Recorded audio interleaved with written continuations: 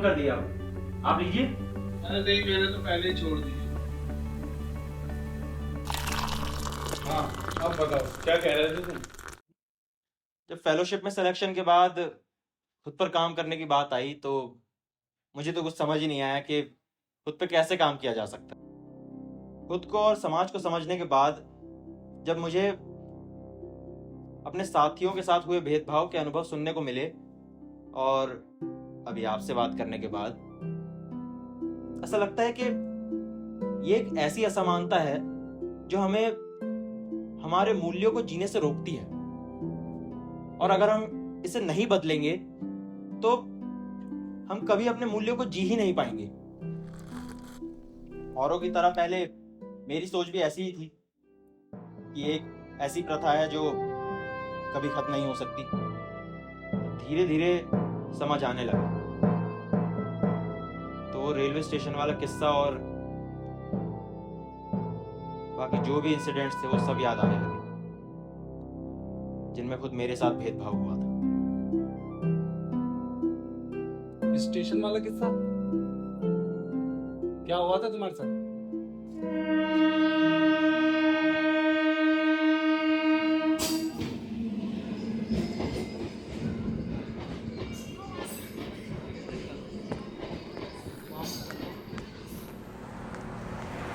अरे भाई पानी की बोतल देना यार एक।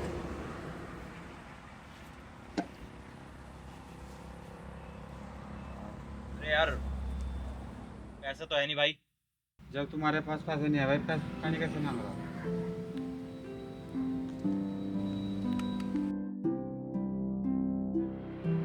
ये लो, पी लो पानी। जय नाम तो ठीक है, लेकिन तुम्हारा पूरा नाम क्या है? जय सिंह। ओ सिंह, हाँ तुम भी सिंह हो? जी।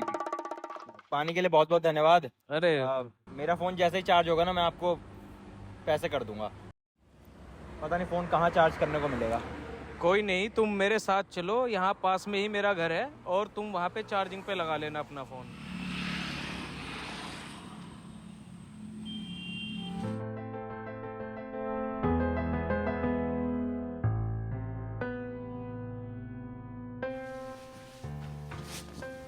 अरे धन्यवाद। लो लो, हाँ जी। चाय दो।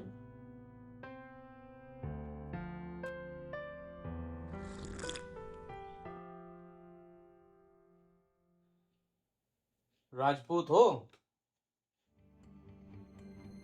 जी। कौन से राजपूत? चौहान। चौहान? और कौन से चौहान? कोहली। कोहली? जी। कहाँ से हो? सवालों की लाइन लग गई थी। इतने सवालों से तो मैं भी परेशान हो गया था। वो तो अच्छा था कि मैंने राजपूतों और चौहानों के बारे में पढ़ा हुआ था, तभी इतना बोल पाया। लेकिन ऐसे माहौल में ना सच बोल पाना बड़ा मुश्किल होता है कि मैं राजपूत नहीं बैरवा समुदाय से। पर बात तो तब और ज्यादा बिगड़ गई जब उन्होंने ये पूछ लिया कि तुम करते क्या। तुम राजपूत होकर इन चमार और हरिजनों के साथ काम करते हो, कुछ अच्छा काम करो। मैं घबरा गया कि अगर इन्हें सच पता चल गया तो पता नहीं क्या करेंगे। फिर मुझे जैसे ही मौका लगा मैंने उनसे कहा, ठीक है भाई साहब, टाइम भी बहुत हो गया है, आप मुझे फोन लाके दे दीजिए, मैं फिर चलता हूँ। देखो मेरी बात ध्यान से सुनो, तुम राजपूत हो, तुम चमार और हरिजनों के साथ काम कर रहे हो, ये काम तुम्हें शोभा नहीं देता। आखिर तुम राजपूत हो, कुछ अच्छा काम करना चाहिए तुम्हें, जिससे राजपूतों का भी मान ऊंचा हो ना। इस बात को भूलो मत, तुम राजपूत हो। अब चाय लो। नहीं नहीं बस। अरे अरे पियो, पियोगे क्यों नहीं? पियो।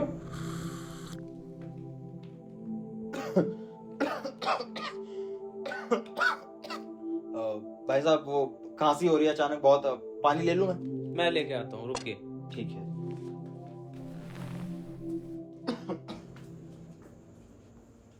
अंकल कुछ भी सुनने के मूड में नहीं थे। वो फोन ना लाकर मुझे जाति पे लेक्चर देने लगे। वो जैसे ही पानी लेने गए, उनके पीठ पीछे अपना फोन लेकर मैं चुपचाप वहां से निकल गया। हंसी हंसी। अब तो ये ऐसे अनुभव सुनकर हंसी आती है, लेकिन मैं जानता हूं कि मैंने अपनी जान कैसे बचाई है वहां से। माफी चाहता हूँ मैं इसलिए।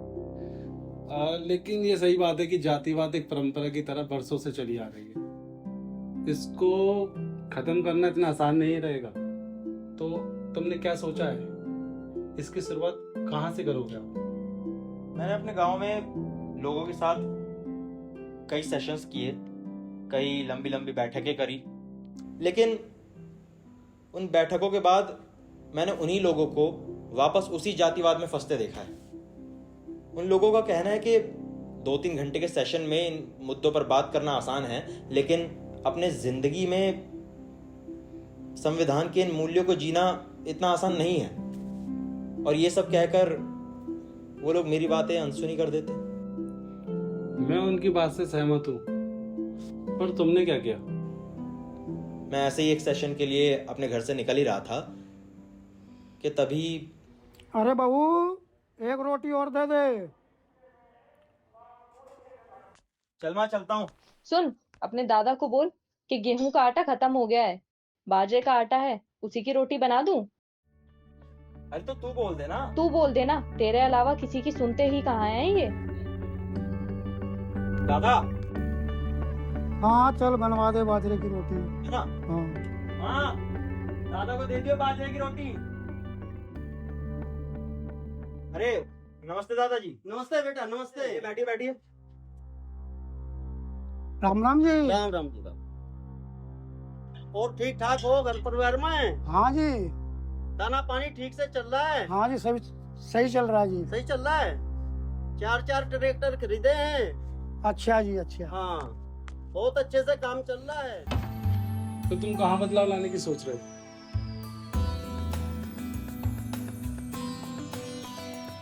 दादाजी। दादा, ओ दादा। हाँ बोल। दादा मैं आपका लाडला पोता हूँ। ऐसे क्यों पूछ रहे हो आज? देखो, गुस्सा नहीं करोगे तो पूछूंगा। बहुत दिनों से ना मेरे मन में एक बात चल रही है। अच्छा, शादी के लिए लड़की है कोई? नाम बता, शादी करा देंगे। अरे नहीं दादा, ऐसी बात नहीं है, गंभीर बात है। आप मजाक मत करिए प्लीज। ऐसी कौन सी बात है? दादा बात है आपकी। मुझे बताइए, जब भी कोई बाहर से हमारे घर में आता है तो आप उनके बराबर क्यों नहीं बैठते हो? ये कैसा सवाल बेटा? बताइए ना दादाजी। अब इसमें क्या कहूँ बेटा, शुरू से ही चलता रहा है। तो आप ही बताइए दादाजी, क्या आपको ये सब सही लगता है, ये जो हो रहा है? अरे बेटा, ये भी कोई सवाल हुआ? किसको अच्छा लगता है भला? बस यही बात करनी है मुझे आपसे दादाजी। आपको पता है, जहाँ मैं संविधान की पढ़ाई करने जाता हूँ ना, वहाँ सभी जाति धर्म के लोग आते हैं। हम सब साथ में उठते बैठते हैं, साथ में खाते पीते हैं, क्योंकि हम सबको संविधान ने बराबरी का दर्जा दिया है। ये तो बहुत अच्छी बात है। बस यही दादाजी, यही मैं आपसे चाहता हूँ कि आप भी समझे। और जब भी कोई घर पे आए तो आप उनके बीच नीचे जमीन पे ना बैठें। बहुत हुई बातें, जा अपना काम कर ले। दादाजी प्लीज समझने की कोशिश कीजिए। आपका भी हक है लोगों के बीच बराबरी पर बैठने का। जय बकवास मत कर, हमारे घर में नहीं होगा ये। वो शहर है, ये गांव है। जैसा ऐसा रहने दो, और इस मुद्दे पर मुझे बात नहीं करनी।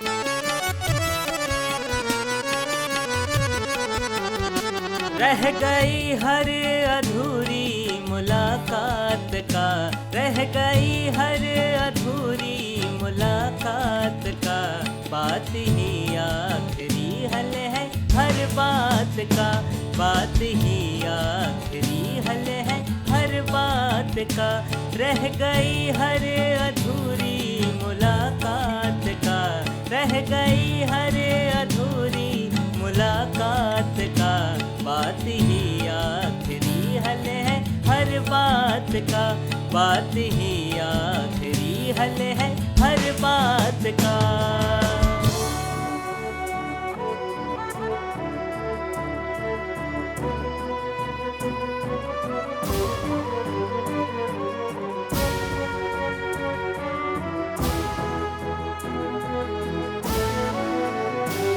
आप जानते हैं कि मैं संविधान की पढ़ाई करता हूँ और संविधान हमें कुछ मौलिक अधिकार देता है, जिनमें से एक है समता का अधिकार, जिसके बारे में अनुच्छेद 14 में लिखा गया है, जिसमें किसी भी व्यक्ति के साथ धर्म, जाति या लिंग के आधार पर भेदभाव नहीं किया जा सकता। दादाजी समझिए, ये हमारे लिए जरूरी है।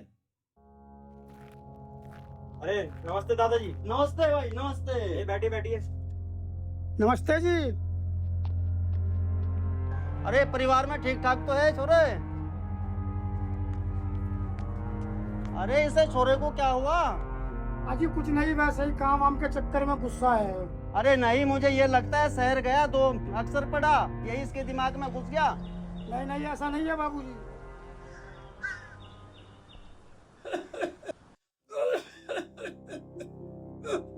अरे अरे दादाजी, आपने दवाई नहीं ली ना फिर?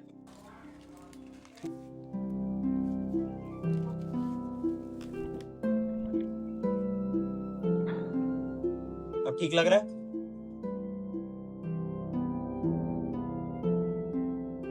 दादाजी, मैं आपको कितने दिनों से समझाने की कोशिश कर रहा हूं, प्लीज अब तो समझने की कोशिश कीजिए। दादाजी देखिए, कुछ भी हो जाए, कोई भी घर में आए, आप बस नीचे जमीन पर मत बैठिएगा। दादाजी, आपको याद है जब आप उन ब्राह्मण के घर काम करने गए थे, तब आपको कितना गुस्सा आया था जब उन्होंने आपकी चाय का प्याला धोकर अलग रखने को बोल दिया था? आया था ना आपको गुस्सा? हाँ, इसीलिए दादाजी, इसीलिए ये चीज बहुत जरूरी है।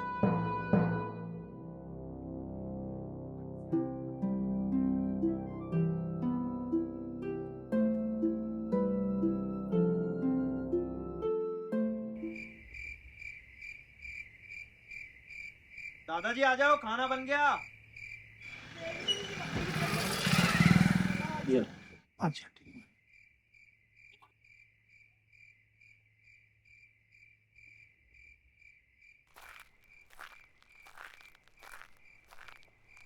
अरे खाना चल रहा है। राम राम जी, आओ जी बैठो।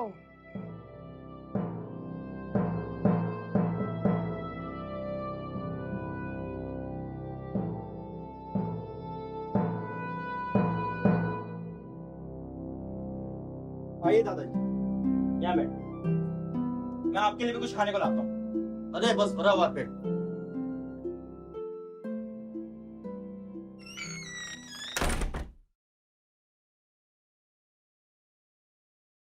दादाजी को इस बदलाव के लिए कोशिश करता देख मुझे बहुत गर्व महसूस हुआ।